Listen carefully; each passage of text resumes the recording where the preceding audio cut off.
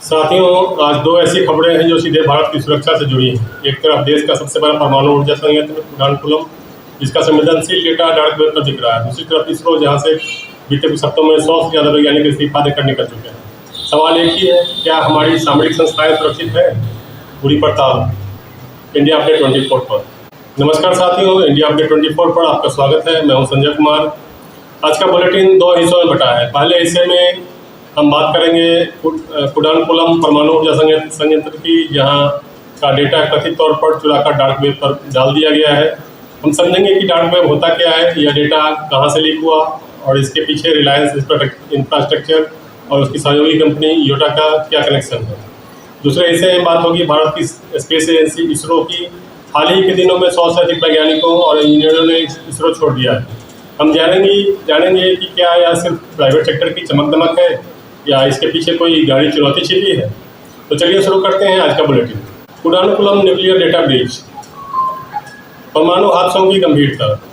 साथियों, दुनिया में जब भी बड़े हादसों की बात होती है तो परमाणु रिएक्टरों से जुड़ी दुर्घटनाएं सबसे ऊपर गिनी जाती हैं। चाहे यूक्रेन का चेरनोबिल हो या जापान का फुकुशिमा, इन हादसों ने पूरी दुनिया को हिलाकर रख दिया था। भारत में भी परमाणु ऊर्जा का इस्तेमाल तेजी से बढ़ रहा है, क्योंकि यह ऐसा स्वच्छ ऊर्जा स्रोत है जो प्रदूषण नहीं फैलाता।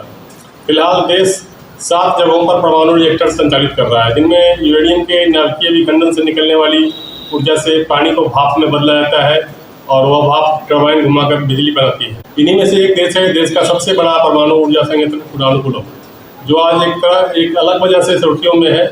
वजह है इसका डेटा ब्रीच। क्या हुआ है? अंतर्राष्ट्रीय समाचार एजेंसी रॉयटर्स की एक रिपोर्ट के मुताबिक भारत के सबसे बड़े परमाणु ऊर्जा संयंत्र से बड़ी संवेदनशील फाइलें डेटा ब्रीच में उजागर हो गई है। यानी जो जानकारी पूरी तरह सुरक्षित और गोपनीय रहनी चाहिए थी, वो अब इंटरनेट की उस दुनिया में मौजूद है जहां उस तक पहुंचना नहीं चाहिए था। सवाल यह उठता है कि कौन सा डेटा लीक हुआ, कैसे लीक हुआ और इसके क्या खतरे हो सकते हैं। आज इसी की तह तक जाएंगे।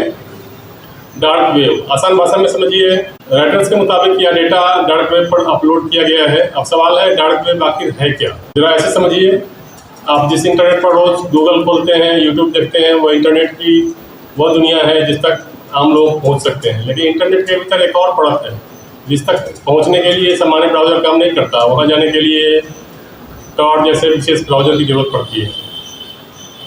इस परत को डार्क वेब कहा जाता है। यहाँ हथियारों की खरीद फरोख्त से लेकर के क्रिप्टोकरेंसी लेन देन और चुराए गए डेटा की बिक्री तक सब कुछ बिना किसी सीधी निगरानी के होता है। दुनिया की तमाम खुफिया एजेंसियां भी यहाँ नज़र रखने के लिए मौजूद रहती हैं, ताकि पता चल सके कि वहाँ क्या चल रहा है। और ऐसी ही निगरानी के दौरान रॉयटर्स को यह जानकारी मिली कि कुडानकुलम से जुड़ा डेटा वहाँ मौजूद है। हैकर ग्रुप वर्ल्डलीक्स कौन है?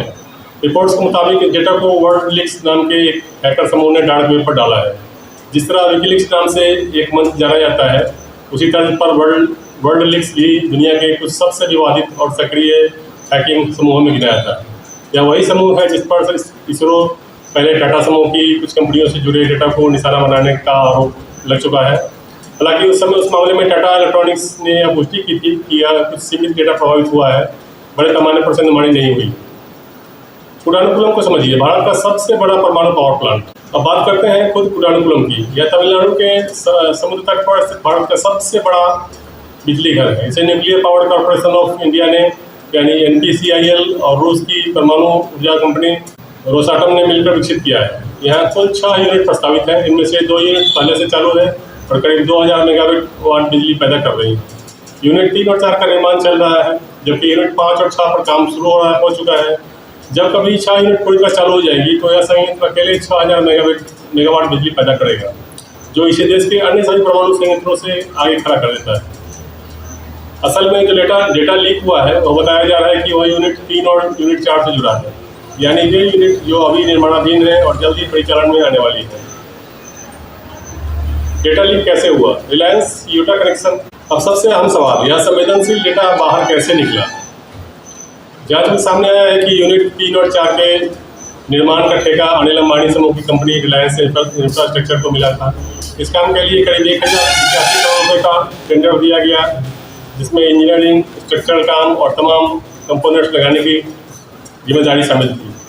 रिलायंस अपने प्रोजेक्ट डेटा को एक थर्ड पार्टी कंपनी योटा के डेटा सेंटर में स्टोर करती थी, जांच के मुताबिक असल सेंधमाड़ी योटा के सिस्टम पर हुई, न कि सीधे NPCIL या कुडानुकुलम के आंतरिक नेटवर्क पर। रिलायंस समूह ने खुद स्वीकार किया है कि मई महीने में उन्हें योटा के सिस्टम पर कुछ संदिग्ध गतिविधियां नजर आई। यानी सीधी भाषा में समझे, NPCIL ने काम रिलायंस को दिया, रिलायंस ने अपना डेटा योटा के पास रखा और सेंधमाड़ी योटा के सिस्टम में हुई। वर्ल्डलिस्ट ने वहीं से यह जानकारी निकाली।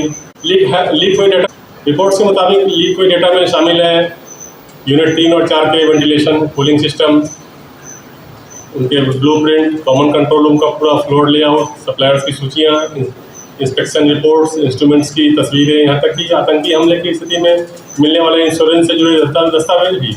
कुल मिलाकर करीब 8 लाख फाइलें प्रभावित बताई जा रही हैं। उनमें से 19,000 के करीब संवेदनशील दस्तावेज शामिल हैं।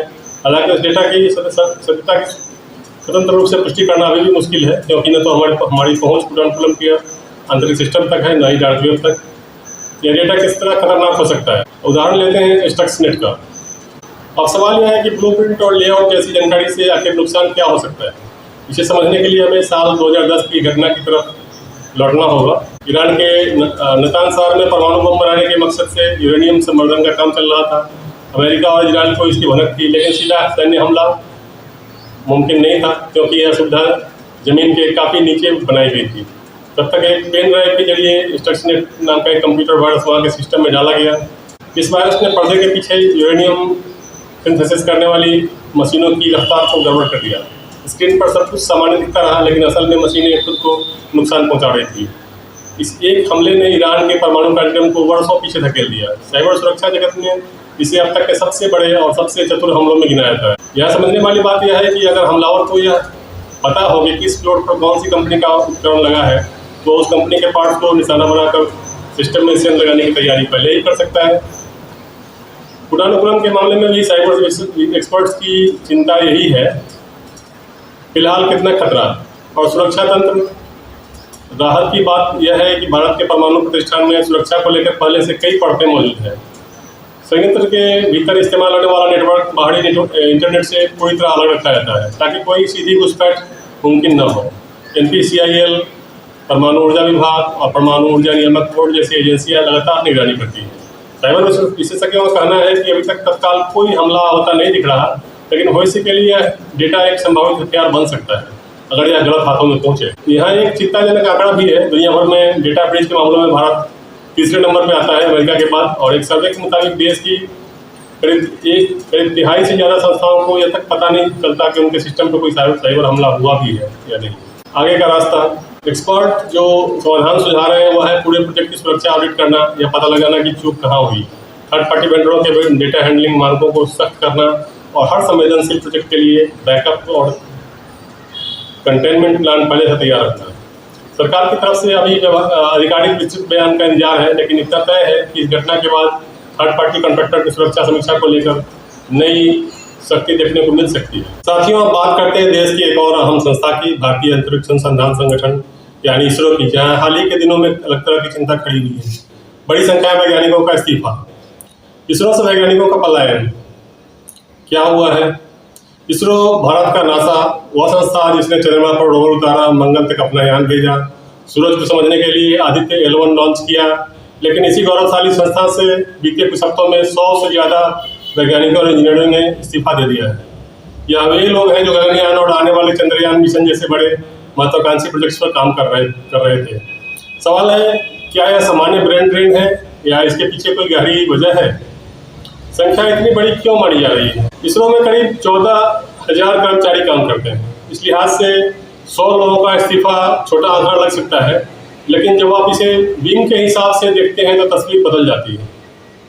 सैटेलाइट सेंटर जैसी एक अहम विंग में कुल 1300 के करीब कर्मचारी हैं और वहाँ से 80 वैज्ञानिकों का निकलना एक बड़ा झटका है।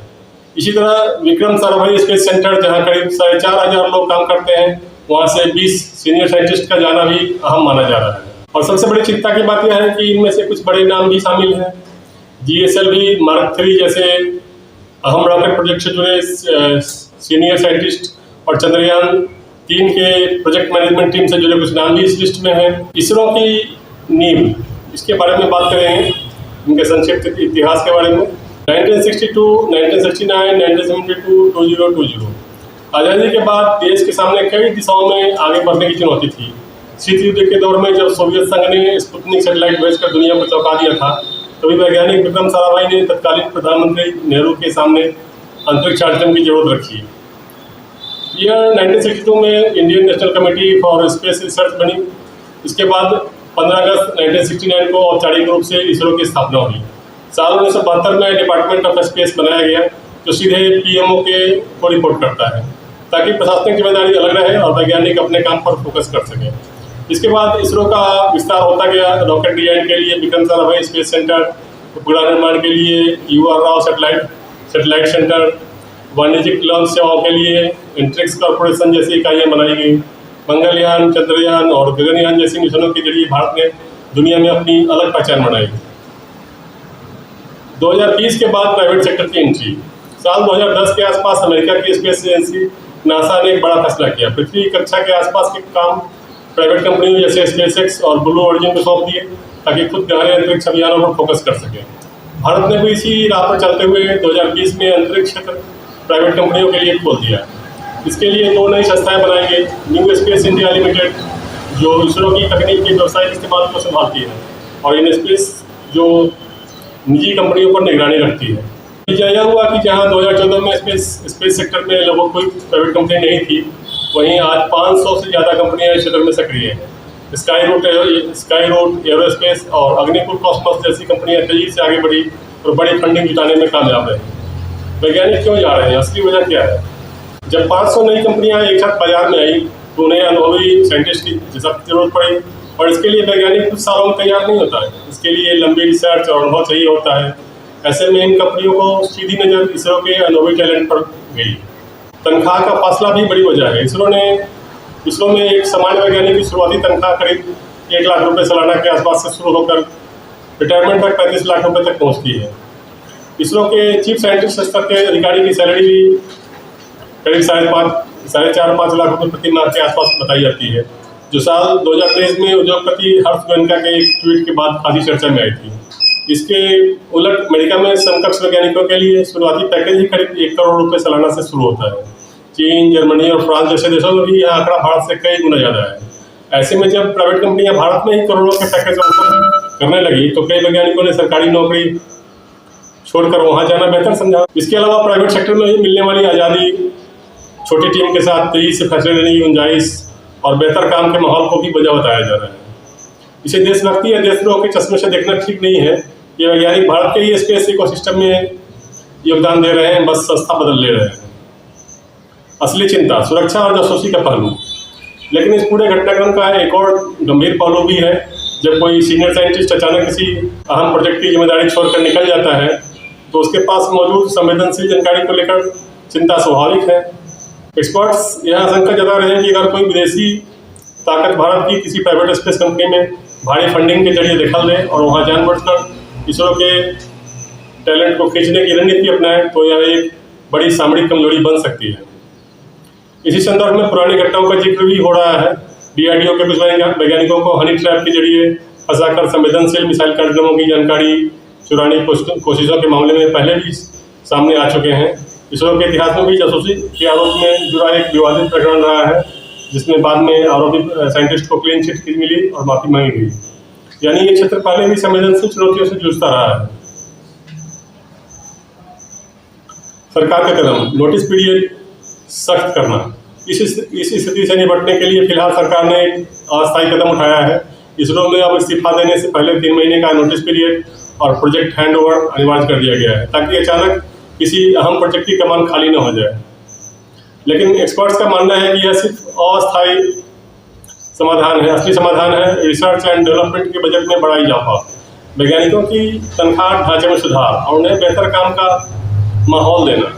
रिटायरमेंट के बाद भी कई बड़े साइंटिस्ट, जिनमें पूर्व इसरो प्रमुख जैसे बड़े नाम भी शामिल हैं, प्राइवेट कंपनियों से जुड़ चुके हैं, जो यह दिखाता है कि टैलेंट को रोकने के लिए संस्थागत बदलाव जरूरी है। अंतर भारत को यह तय करना होगा, क्या हम BSNL जैसी कहानी दोहराने देंगे, जहां एक समय बाजार पर एकाधिकार रखने वाली संस्था प्राइवेट प्रतिस्पर्धा में पिछड़ गई, या हम इसरो को समय रहते उतना मजबूत बनाएंगे कि वो अपने सबसे काबिल दिमागों को अपने साथ बनाए रख सके।